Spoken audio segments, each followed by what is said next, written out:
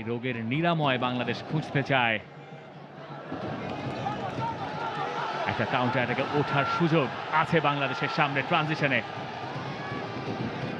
রাকিব, উদ্দেশ্য ফাহিম, কিন্তু ফাহিম সেখানে আর পেরে ওঠেননি ফিজিক্যালি হাইসামের সঙ্গে। এবার কিন্তু বিপদের কারণ হতে পারে, কারণ এই জায়গায় পেনাল্টি এরিয়ার ভেতর ঢুকে পড়েছেন এবং কাজের কাজ, সেই গোলটাও পেয়ে গেছে মালদ্বীপ। আলী ফাসির ব্যাক টু ব্যাক 2 ম্যাচে গোল করলেন, আরো একবার বাংলাদেশ পিছিয়ে পড়লো। টপু বর্মনের ভুলের মাসুল দিতে হলো গোল হজম করে, এবং সেখান থেকে বাংলাদেশ আরো একবার পিছিয়ে পড়লো।